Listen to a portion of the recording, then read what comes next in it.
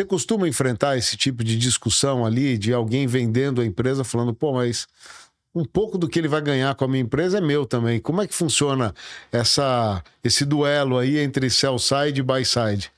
Acaba sendo muito negocial, né? Então, igual você falou, se ele vai me pagar tudo que eu vou gerar nos próximos 30 anos, ele vai pagar um valor acima disso, para mim, a empresa, como ela é tocada, tá pago. Tá pago, né? Eu vou receber 30 anos e vou poder fazer outra coisa, vou poder investir em outro negócio, tocar outros empreendimentos, investir.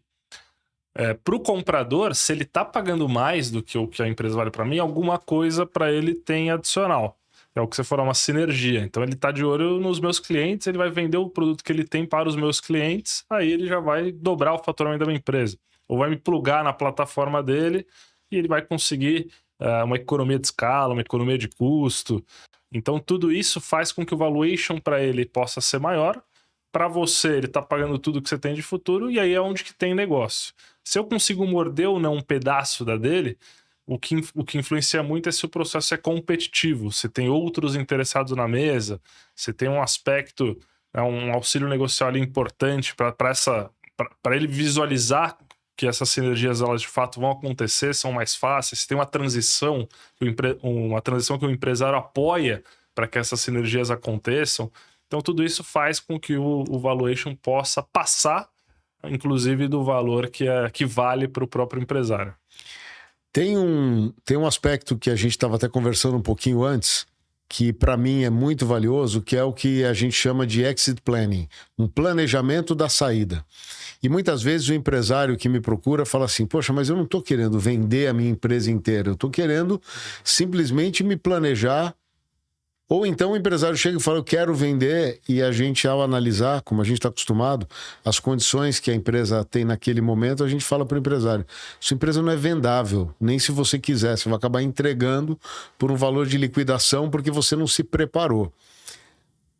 Quais são os elementos que você considera importantes que um empresário dê uma atenção durante um tempo para deixar redondinho, para ele ser elegível a uma boa transação de M&A, Ale? Legal, excelente pergunta.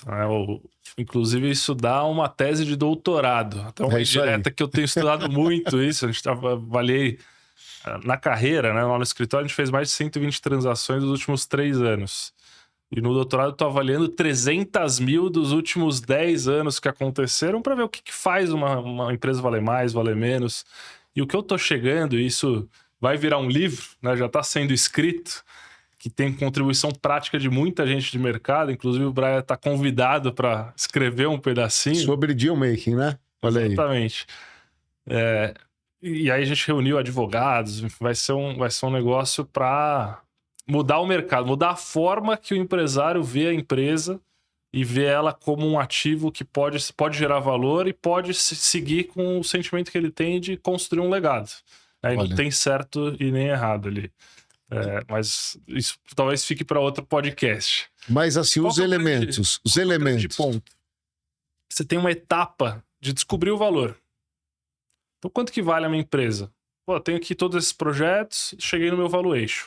Você tem uma segunda etapa de preparação e planejamento. Tá, se eu tenho esse valor, como é que eu caso isso com os meus desejos? Eu caso isso com o que o mercado tá olhando de crescimento? E gero e aplico isso dentro do meu negócio. E aí você tem uma terceira etapa de execução. Então tá bom, se eu tenho esse valuation, né, tenho tudo isso para fazer, vou financiar com banco, financiar com caixa, e estou preparado para um negócio, eu tenho 2 opções ali, ou eu compro alguém, ou eu acelero esse crescimento orgânico, ou eu olho as ofertas que estão na mesa. Pô, ela vale mais do que todo esse valuation que eu precifiquei e tudo que eu estou fazendo, talvez seja a hora de fato olhar essas ofertas e vender. E decidir seguir. No ano seguinte você faz a mesma coisa, você faz um novo valuation com as novas variáveis que você tem, um novo planejamento e você segue num ciclo, que você continua girando até você entender que tem uma oferta que vale mais do que todo o seu plano de negócio. E eu acho isso super legal que você está comentando, porque isso tem muito mais a ver com condicionamento que você tem que permanentemente executar do que propriamente você acertou o rumo, vai seguindo e vai deixando, porque são avaliações como o que eu tenho vivenciado tem mostrado, que é o seguinte: quanto vale a sua empresa? Tá, mas quais são os drivers de valor da sua empresa? O que é mais valorizado na tua empresa? Tem muita empresa que a gente avalia, você deve viver isso também, que tem várias linhas de produtos, várias soluções, parte é produto, parte é serviço, e a gente começa a perceber que os resultados que cada linha estratégica da empresa traz são resultados muito diferentes. Então, priorizar em uma, priorizar na outra, montar uma nova estratégia, ir para um ciclo de 1 ano.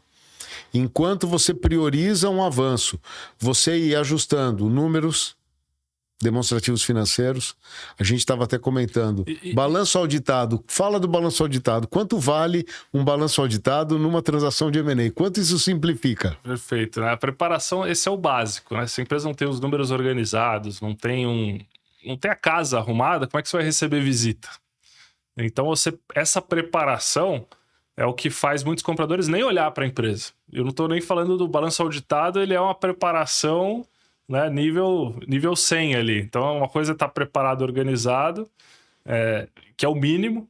Outra coisa, além de estar organizado, eu tenho um balanço auditado. Quando a gente fala para um comprador que a empresa tem balanço auditado, ele comemora. Assim, você vai captar no banco, você fala, não, vocês têm demonstração financeira? Não, a gente tem um balanço aqui auditado. Eu falo, nossa, a conversa muda na hora. E a diferença disso é você captar um CDI ou um CDI mais 5. Se pagou na primeira captação. Na primeira parcela do financiamento, você já pagou a auditoria do balanço. E o primeiro balanço vai vir com ressalva, o segundo vai vir com menos ressalvas, o terceiro vai vir redondo, mas é um investimento que, dependendo do tamanho da empresa, ele já se paga na primeira rodada, na primeira captação, na primeira conversa que você for ter com o mercado. Essa organização dos números básica, que não estamos nem falando da auditoria, mas pelo menos ter, né, uma organização, separar PJ de PF, proformar tudo, que tem muita coisa que o empresário coloca ali em custo para reduzir tributação, na verdade é um investimento. Então, fazer essa limpeza é o que faz o comprador pelo menos conseguir olhar a companhia. Então tem muitos fundos que gostam muito da gente do outro lado da mesa. Ele fala, cara, tem empresa que eu olho que eu não consigo nem botar um time para começar a avaliar, porque eu vou perder tanto tempo tentando entender o que está acontecendo, que ele já pula para outra. Ele tem outras empresas ali para comprar. Então, muitas vezes eles agradecem a gente que a gente entrega tudo mastigado, tudo visível, que ele bota lá no modelo, faz a conta dele, e é uma questão de discutir estratégia e não de discutir se dá ou não dá para fazer.